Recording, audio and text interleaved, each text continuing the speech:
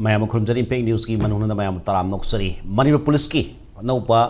Train हाइतारे anti extortion cell special cell for crackdown हाइतारे सेंखाई थुखाई तौबसिंग की मायोक्ता अदुगुम्बा खोंजंग चंगसिनबगीदमक्ता टीम 15 नत्रगा हेनबा नत्रगा खरताबा अदुगुम्बा स्पेशल ओइना सेमबगी वाफम असि ngarangsि मणिपुर पुलिस की आईजी अनि यावना फंखिबा अदुगुम्बा प्रेस ब्रीफिंग अमदा हाइग्रे हाइरिबसि करियोंता ममांगदा मणिपुर सथरकपा अमुक्त ओइद्रिबा मोन सथरकपा सेंखाई थुखाई नम हादना तौबसिंग सिगी मायोक्ता संगसिनबनि हाइबनि अदुगा मसिदा मियामनसु येंगिबा मियेंसि मणिपुर हौखिबा सही कयादगी कया ममांगदा खरा लेरमगसु मतम खरा लेपरो मतुंगदा हंदकी इरांग हाइबदी हौखिबा 2023 की मे 3 दगी लाखिबा इरांग सि मतुंगदा मणिपुर की तोंगादन ऑर्गेनाइजेशन खरा नत्रगा इंडिविजुअल खरा नत्रगा गैंग खुटपुसिंगना इंडिविजुअल खरा दगी नत्रगा ऑर्गेनाइजेशन सिंदगी सेन खाइबा दुकान सिंदगी सेन खाइबा नम हादन सेन खाइबा कया लाखबा सिगी मायोक्ता मियामनसु सेन खाइबिरोनु सेन पिबा ngamdre वारे हाइबसिंग वाखन फम कया फमबा मरसिदा मु मणिपुर पुलिस की अदुमबा थौदांग मोइना हानदगी लेरम थौदांगदगी हेना मथौ हपसनबा मोइना एंटी एक्सटोर्शन सेल अमदि special cell for crackdown team 15 सेमदुना हारिबा संखाई थुंगाई तौबसिंग असि मथक्ता नौबा एक्शन वारमा सथगनी हाइबा वखम फोंदोकपिग्रे अदुना हारिबसि मणिपुर पुलिस ना तौरप थबकसिंग मणिपुर की इरांग सुखसांग इरांग हिदा मणिपुर पुलिस की अमोटबा मयाम अमसु लेरंबा याय थौनाफा मयाम अमसु लेरि मणिपुर की हंदकी इरांग सिदा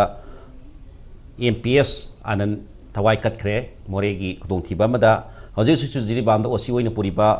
इबोतोंबिना मसागी सैलरी सही म कथोक्तुना रिली केमदा लेरिबा नाउसिंगदा अदुगुम्बा मथिंग पीगनी हाइबगी वफम लेरे अदुना सिगुम मयाम मरक्तदा अखोय मनि ट्रैफिक पुलिस सु लबी सेमबगी मयाम सोशल मीडिया वायरल ओइबना सिंगबा मयाम लेख्रे अदुपु तौरीबा मखोय चंगसिलेबा खोंथांसिंग असि कदाय माय पापु ngमनि पब्लिक सपोर्ट कदाय पक्ता फंग ngमनि हाइबा टॉपिक्स दा पुलिस वार ऑन सेंखाई थुखाई हाइबा टॉपिक्स दा खरना नवने पेंग न्यूज़ की शेड्यूल दा लेंसिन बिरिब सैगे हेक थंगना लेंसिन बिरिब Khaidem Mani former chairperson MHRC नि हम जामनि मतराम नौसरी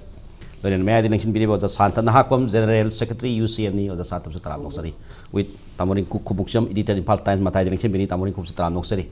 मरोइना या हम ओजा खाइदेम मनी दा थमजगे मनी पुलिस के दुगुम्बा थबक थरम मयाम नै रे अहमदा अखोयगी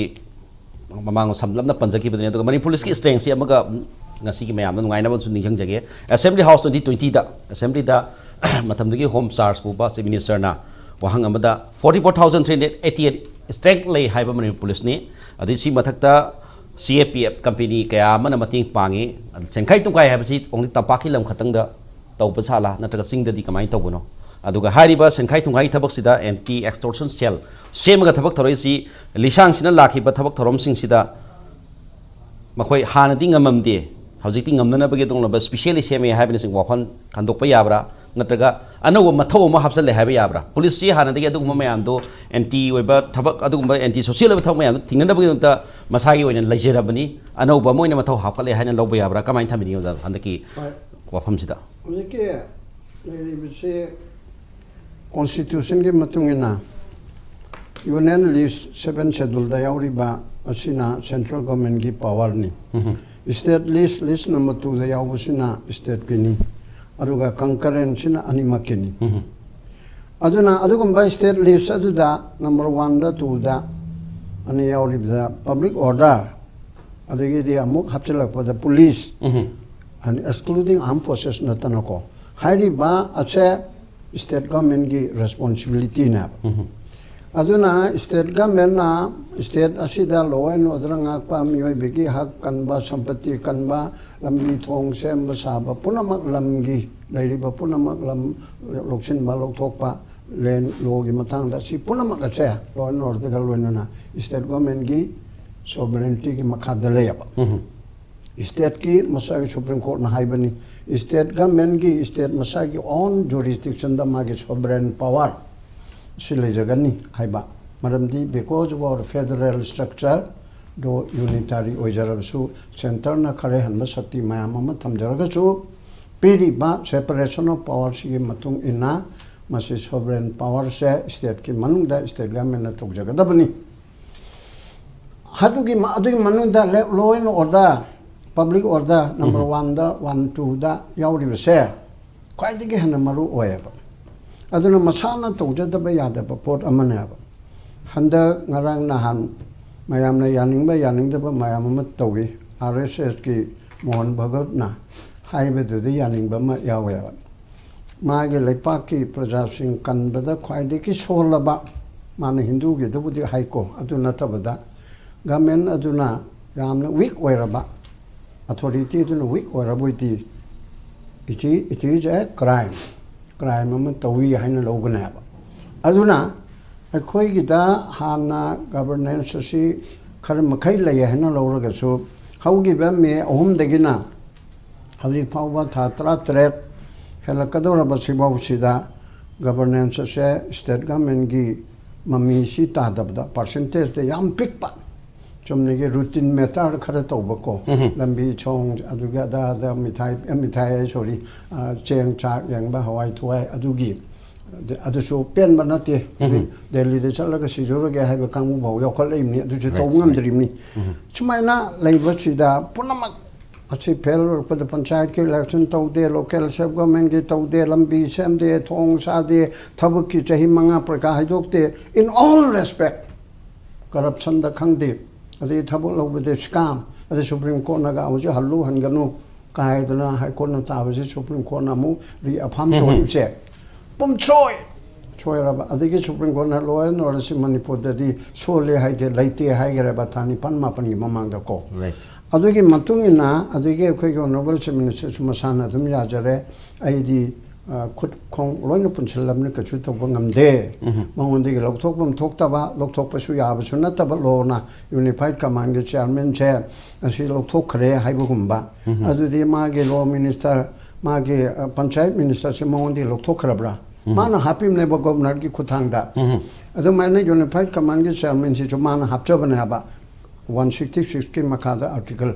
ऐसे मणिपुर सरकार के तौब थब एजुकेटिव भी थब पुनः मकसे in the name of governor तौब दम ने आबा गवर्नर की शक्ति करीब तक ले जदे आबा गवर्नर की शक्ति है वो फंक्शन नमा द इसिंग बोतल में पियो तमसे लौतो उ है वो खंग में द ममांगैदा इंडिया की प्रेसिडेंट नमना हाइगी आबा को प्रेसिडेंट की शक्ति दी मतलब द ग्लास तम में इसिंग आई मांगदल रिजर्वेशन ग्लास लौतो है बसिदे आई ngami सिदे हन ngamde na man phagi tora haige ba chike mate title ना अदुना हारी पुनमक से तबुस छोंथरा पन हुजिला इबो पॉइंट्स लागा एक्सटोर्शन सिदि हे हरपति की टिकट का देगी लंबी अनी के ओइना नेशनल हाईवे 37 नेशनल हाईवे 2 असिदि हाइरो खाना द्रे टिकट मरी मंगा तबुक सिदा दुम तौलगा लाबने एनी अमगे गवर्नमेंट और अमगे गवर्नमेंट सिदि प्रेजेंट गवर्नमेंट के वांग तनते पैसा नागा हॉस्टाइल ने खंगरंबा अदुदगी नागा लाल होबा कुकी लाल होबा नत्रगा मिसक्रेन अचिना हारिबा लंबी अनिसिदा इम्फाल जिरी इम्फाल दिमापुर से तौदना आपना होजिक छिना कुकी लमेंटो हेनम सिंगना चथरकपा मनपुर थोगायना ब तोरकपा मतमसी इरांग अचिदना अमका हेंगल याबको अदुगी सरुग मोइना कोई अतमना ना थेरिब्रा खंगदेने अखोगे मणिपुर कन्बा पाम्बा मणिपुर की दमुक्ता ngakadabani haidana manung khangde mapan khangde lainungda leiba khangde leithakta lerma khangde loina makna haru mamchi khulu ngakpa bi maming chida asengmo khun ngakpo chu kaya mani ko masigi marakta loina yawre erga hangai di phajana tawi harga mogi damukta khoi bobu sa khaidana leijaba kara tawramado hojikti chendal lambi da nongmai lakhi ba mayam sarkar na chu thadok poi thadok tabu ko nongmi weta la poi abro Kkay Roidro. Ado state government na state procession to wungam daba central procession to wungam dabdu kharasu yang da boy toraga laki ba phoi ba tori mam do prajagi ne khoi puna male yai mado ai ne ya da war su isa kan na bo na mati private defense ta yai haidran wai kone kamen pirim ne ba ado hojikti private defense ke na ta bada on defense ki pasan lo na bi extortion gi adum se use tore adum ne tore aduna tale bom mang sengani na traga no mai maru manga kak thamjaram ge na tore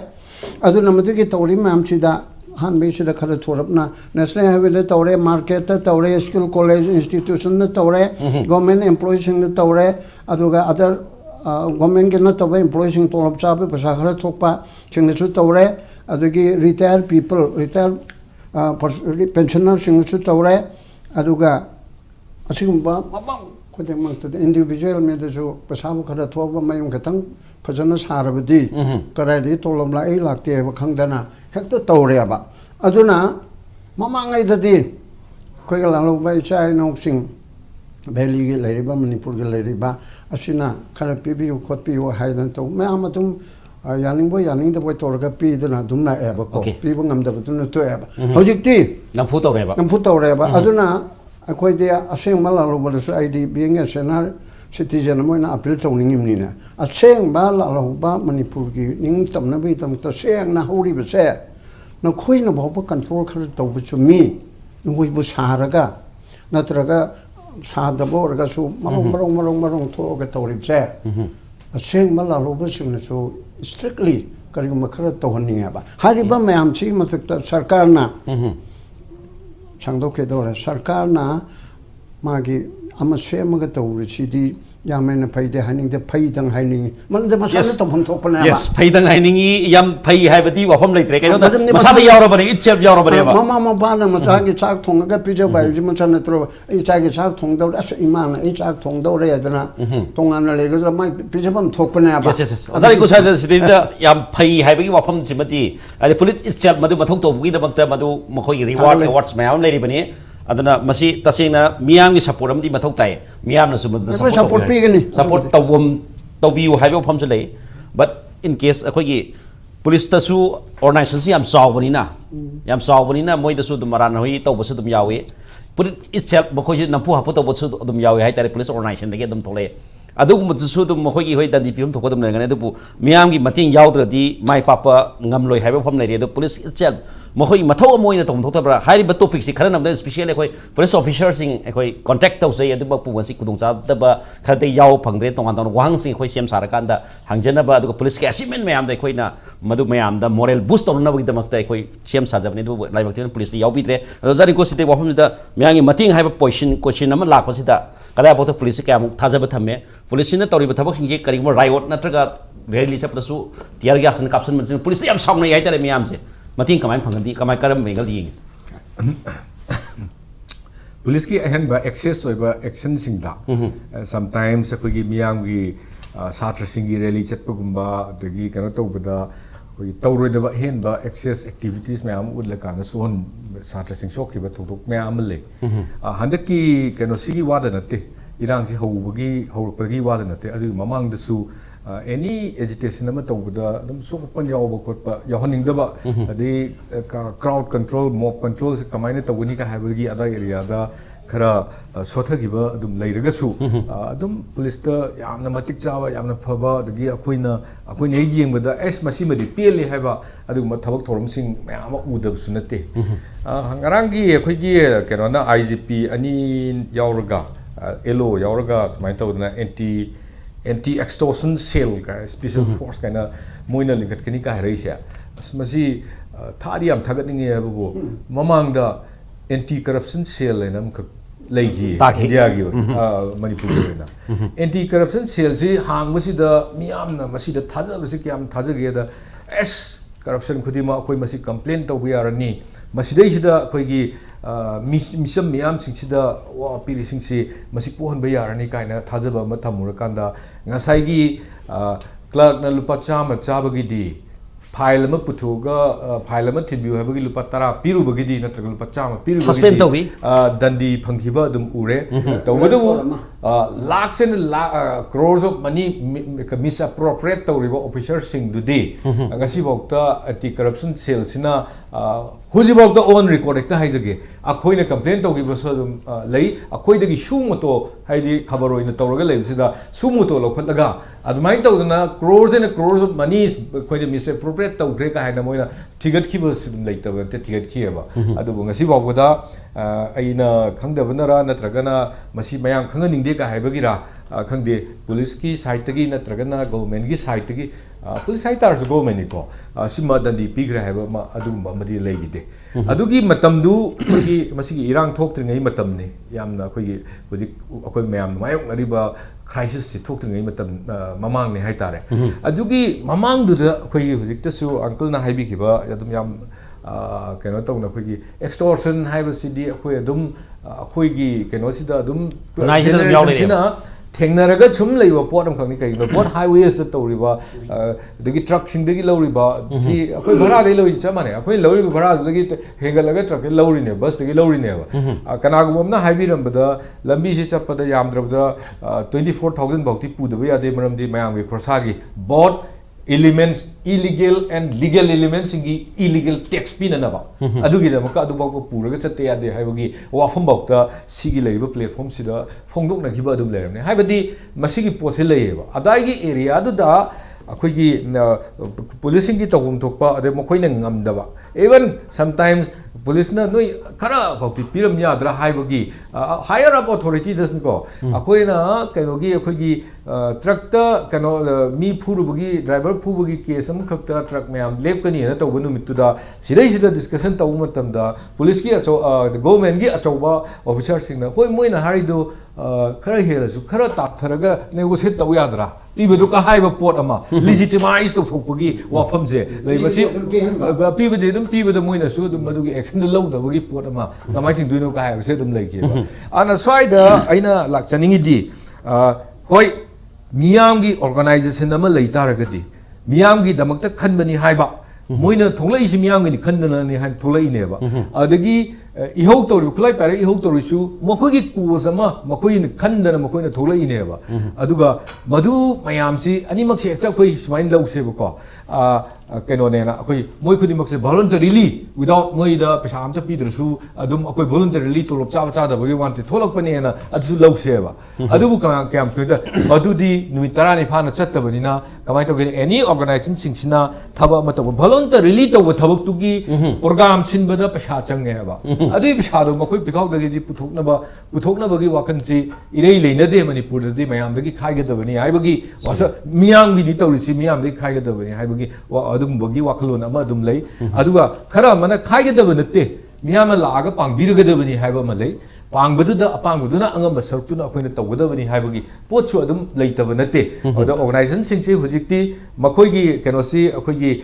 mogi source of income sin lakna ba sindaba sunate sin dum sinai ko aduna magi miyam dagi akoigi keno to miyam gi thabak to busida sinanabagi damakta moigi income thambasu dum yawdaba nate yawnari for example akoigi UCM gi office si sidai sida moise ke miyam gi thabak to bu yana baina dukan ga sagalai se keno ne ba basi ase afaba keno khudam mani hai tare revenue to khara lak ga miyam de khai da su yana ba aina ahum thongna khaidok ningi se amana donation amana extortion amana bribery ha pot se khaidok ningi aduna ngasai anti-extortion cell dang hayu mahutta ngasai extortion si itself si masidi loan adum yadra pot um khangina sidi deal tawgadam ni why a special cell kedobagi darka ori no kai su hangningai am khangne ba yes ado kamai tawgeda hojik se khoi yenga ri se bazar manung se kaithel se men khoi business hub ni ko sidai sida aiga khangna jaba khoi karbar tawba khara leijai moina aingoda harak pasi as khaiba lai miyam si dukan hangamdre police ta hairone nga ko irang sini yagiro matam khara leraga tawni hairei ka haigumba ko sigumba khonjen si adum akoina tadaba nateba donation tawbada kanaguma amatana madu force donation haraga di force natre na ko adu da di kanamta kano tawde adu bhokta jikti maning dagi illaga donation taw yawi ko force ta kai matamda ana extortion itself is a crime ana masigi matakta kadobagi akoi special branch kano tawni kaina sel khaidok hangdok kani kai sidi akoi thabak tawde na mayam laurise akoi tawre utsira kaina tawba manda tawgadabadu tawdabida adum maming khara lawba yana baina adagi mapanda karida moy chi da karida akoi Shenkhai-Thumkhai si thingnabagi damakta akoi kano taw achievement khara aina adugi amana ngasai kano sing sina amuk bribe tawbagi pot si amuk sida thingbagi corruption ni ko ai thabak sigi thabak tanja sida paisa pisal laga thabak tawhannaba government gi kano sin yam yawdaba nate akoi dum thengnai madu evidence leiga leitega hainabagi pot khara su dum leidana ko asigumba mayam si lakpasida police na makoi gi damakta kano ki akoi gi hujiki miyam sida yawrisi miyam di yawwisi open ni keno ne ngarang nahan yas ki staff sing protest tori ni kaigina koi phamam da phangamdre Shenkhai-Thumkhai sina koi phamam da phangamdre haibagi ta strike tori ne keno protest tori ne ba adugi mamang da su atop mayam sina koi oja mayam na private school gi phamgre government oja sing phamgre private oja sing phamgre phamgi ba mayam le ne ba adu di maswai gi phamgi ba matam tori matam du da police संग मधु investigation तौगदबा मधुगी कनोसिंग दुदा मखोय the protection पिगदबा थबक मयाम दु Sumo लोकथोक्तबिदा अखोयदी नोय किरनु anti extortion cell अमा अखोय हांगदोअबनी हाइना लेरकान extortion cell दुसु अखोयगी करम थाक फाउकी level थबक तौरकदोइनो कायसे अखोय खंगदे मरमदी ममांगी एंटी अखोयगी करप्शन सेल सिगी SIT मुथक्की बस लेगरे अदुना इजिटी विजिलेंस डिपार्टमेंट बु लेरेना असिना तौगिबा थबकसे क्लर्क फाउकी लेरेंग तदा अखोय थेंगगी अदुना हंदकी लाइव एंटी एक्सटॉर्शन सेल सिसु अखोयगी खोंबी खोंनाव खरा स्वाइदा करी हैनी तौब खरा दु मीगी ममांगदा ताप ताप नाव फारगा अदाइगुम खरा द लोशनगदोरिब्रा अदुदगी लोशनगदोरिब्रा का हाइबगी वाखलोन मा आइगोंदा फाउजबदुनी थमजरिबसी थोइबदिदी अखोइना open secret news open secret मी खुदिमंगना खंगी तौरिब थबकसे पुलिस डिपार्टमेंट लेरिबा मीसिंगना कइदौ खंगुइदा अखोइ खंगपो मोइ खंगुइदा अदगी दुकान फम मी खुदिमंगना बाजार ले खंगी मोइदि कंप्लेन भक तौगे हारबनी अदुगदी लोय खंगबो पुना कनेवा सिदैसिदा वाइ unnecessary anti extortion seal की दमकता अतोप huge amount of fund काइथानबगी लोकथरिबा हांगदोइबा पोट ला काइखो अदमाइना मो हाइनिंगे है अतोइना हंगनिंगे एबा बट मियामगी मतिंग यावदि मियाम क्राइ भक्ता पुलिस का ताइरप तौरी हाइबसु असोब क्वेश्चन नमनि ममांगदा सिगुम्बा एंटी करप्शन सेल नत्रगे साइटी ने सिंगबल लेखरगसु मदुना यामना यांगचना थबक तौब ngamgidaba kayasu le adupu andaki live city makhoi gi oiba wafam dai extortionist arrested 121 including gang members aduga tupa paisa khaiba kamu ne aduga maduga indirectly involved to individual sani yankhai masu lokhat khre haibagi wafam se IG na maduda clear way andaki anti extortion cell led by ADCP law and order with all IGs na member we gado bani adana masina kaya ma tabak chang hinga dagi habisu yengbudi ari ai santa da laksage sidaida khogi singi lambi sing da highway sing to mayam da extortion makhala mani extortion itself illegal way situm yauro bani da azari kuna to saida donation extortion bribery haidra tum khaido yedu extortion si yeng kanda tampaki saida lai ba hoi haibiri dukan sing school sing na to kan individual sing da mayam tor mayam si khaktana khamagam dabra highway da tawkiba mayam namfu hapu to mayam da khangba adudi usanadana sum laidora government itself natraga police na adadi karai bot sa sa sing hale as a businessman as a social worker sida economy da so sa sapu um pire jing asi khatang ofam lai ofam dani police di hairi economy da so sapu um pire masi extortion mayam jina ha ofam phongdore kamai thabini sa da kamai ubi hoi ji lai ba extortion ki problem je sidi kenone government of India na main problem ne je main problem na di kamai to ge khoi Manipur gi history jiga khoi ga sum yeng na ga na ko khoi ngasai de gi highway sing je loi chum me ba khoi gi yawol gi chinau si khoi gi mi na sem bani adagi khoi gi mi myam jang na funding to bani hojik to ri ba lan ji da su khoi gi mi myam jang na funding to bani amko jo handa ki lan je khoi na lan theng na ri ba hoji lan ne lai ji da khoi myam jang na finance to bani mi myam je khulai je khoi myam jang na amarom da hai ta di khulai lai to du ba da kano da gi mai ma gi deposit da gi lau tho laga khoi sakar da matam jan thabak to bi raktre akhoi na ngakse da di yaroi na akhoi chingtho ga akhoi na to ni adu da mu chmoi chana wa thakna ba leitre na khoi myam jang na khaijan na ga khoi myam na mu kano to bani adu da marak tu da kamai to ga ga na sai gi government of India na khoi Manipur si da sanari ba lila myam se kam ba lila macha ani amani ga tang haijara ke ko thaini gi lebiram ba hojiti gang ha ba group ama thole police su pan da gang en palle adagi ngasai gi toan ba moina palle do yawol gi su palle 121 du da toan ba party gi ichinau sing yawra mani adagi gang khupu yawra mani adagi gang su na ta ba masana dum organization su na ta ba lana extort to group ama sum ko yawra mani sigi kano sine ba lai je aduna sigi sila kan da di kamai ne yenge kan da ngasai gi government of India na Manipur gi manung sida ngasai gi extortion je moina kano freely chathan mane ba ngasai maram di kai no ha kan da situation gi matung ina moina mathau matam jana tawrak tra kan da prajana mai magi sai ki kano kai hai ni ko community je save to na bona da lanmi semgat pane ba sidi hojik yengo ba ko community ko dingi lanmi le mane ba rongmai gi le re hojik pomai gi ju lanmi le mani tangkhul gi ju village defense force loi sem na da lan yaw do party ju sidi spread out tor pai na madu gi lanmi jing du sem na bo na da praja mayam dagi sam collection khara tor moidra madu gi lanmi jing du sem ka na madu da yaw gi ba apha masa gi wena lebak ningja ba gi wakhlon le ja ba jing du di amu phare ko adu na ta ba sai gi पैसा कमाइन तामदोनो खंगदबा अदगी मदुगी खुलाई पाइबगी नुंगाइबा अदे मिरक चंगा कान मियामना खुबा खुरकपगी नुंगाइबा को मसी दे सी मरक्सी दे social media user खरसु यावरि बनेबा को मसी social media user खरा मोइन गानिंग मदे पांगांग बा अकाम पेट ओइगेरा करी ओइगे पंगांग गानिंग मंगांग ब्याबा मियाम मांगदा नुपीना नुपीगी नुपी मना मियामना गांग मायाम मांगदा गांग याबा द वाबो गांग बा लेदना को मैम यावरि ने सिमरसिदा डिफरेंट काइंड ऑफ एक्सटॉर्शन से चथरी से कोई कैटेगरी बु खाइदो यारने बोजति को सोशल मीडिया दा तोबा एक्सटॉर्शन खरा मियाम की सपोर्ट की नमादा पी खरा तासनबा वा खरा गांगबा मियाम खुबा खरा खुबा सी लेरे को याम थि याम लेरमनि को जिया अदगी नुपी मसा याम लेरे हुजे को अदगी हजि लान की नमादा खुलाई पारेगा नाखै सेंगना यावल की नाखै सेंगना लेजगी तो लेजगरे अदुगी मरक तुर चंग्र कांदा लेरमबा देन अदगी अमु ngसाइगी अखोइदी कनोगी इंडिया न सानरइसिना भारत सरकार का वारी सानरिबा ग्रुप खरा NSNIM दगी कुकी दे कई दगी को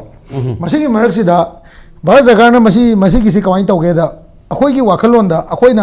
अखोइदी निंगदम खुनाय मो लेरमनी फॉर एग्जांपल NSNIM मोइगी डिमांड जिदा मोइगी पीस्टॉक तौरिबा चथरिबा सिदा मोइगी से फाइनेंशियल पैकेज याउदबसे को लेकिन अखोई होजे अतोपा मैते की ग्रुप सिंग जो चथरी सिदजु फाइनेंशियल पैकेज याउदबा सिगी फाइनेंशियल पैकेज याउदबसिना मरम ओरकान पब्लिक फाइनेंस अम दरकार ओइरेबको सिदा कइनो हाय कमाइन तौगे हाय कान मसी कमाइन तौगे कुकी खक्तने बा मसिदा गवर्नमेंट ऑफ इंडिया ना फजना फाइनेंस तौरगा यावल की मोइगी वाखलोन जी चलाय हलिसे को फाइनेंस पिरिनेबा इलेक्शन ममांग दा सम 15-20 करोड़ पिग्रे अदु ममांग दा सु मोइ पिग्रे देन केनो फॉर्म तौ मतम दा सम 2-5 लाख पी वाइबुको अदो NSNIM लौदे UNLF फोंगना तुम हाइगे लौदे सुद चंग थोलपी अदु लौदे अदु ताटी भारत सरकार ना एक्सटॉर्शन जे फ्रीली चतहनब्रा हाइबा क्वेश्चन जे कोई यामना इंटेलेक्चुअल लेवल हाई लेवल द नैनाबा म चंगे बसेको मसी नैनादना अखोइना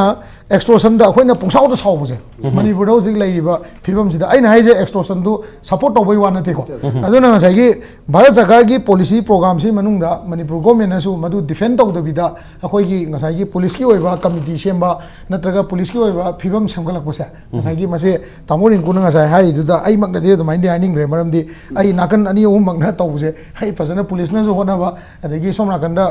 नावाय आइ ने हम तोइना हाइजबम ले थाइनगी यावलगी चिनाउदुदी अरानबा तौ मतमदा इंजीनियर क्या हाथ की मंत्री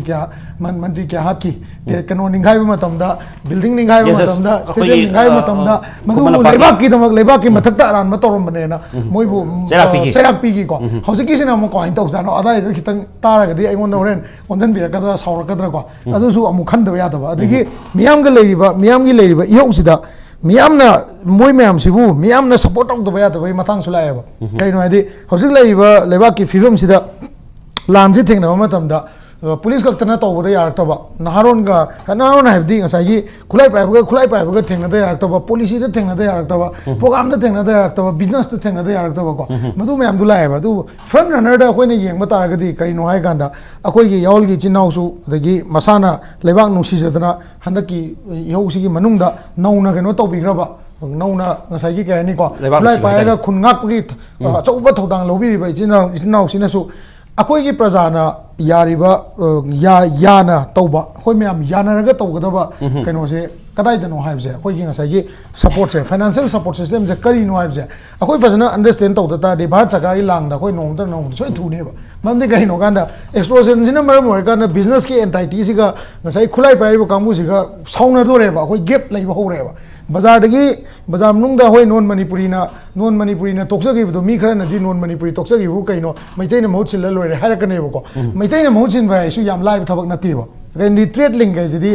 इंटर कम्युनिटी कनेक्शन ने वो बिजनेस लिंक है बजे इंटर कम्युनिटी कनेक्शन ने वो कोई बेंगलोर याउदना आईटी की थबक तौ यारोय बजे सिगी होजिक लगिबा सिगी इंपैक्ट टीवी की मागी लेबे इक्विपमेंट मैम जे बेंगलोर याउदना कोई ngमोय बसे मरमदि माना हपने बा अदगी दिल्ली याउदना कोई अतोप तौ ngमोय कोई कोलकाता याउदना सी पोर्ट कोई लिंक तम ngमोय अदन सिगी इंटर कम्युनिटी लिंक से अखोइना यावल की चिनाउसिंग अदगी ngसाइगी लेरिबा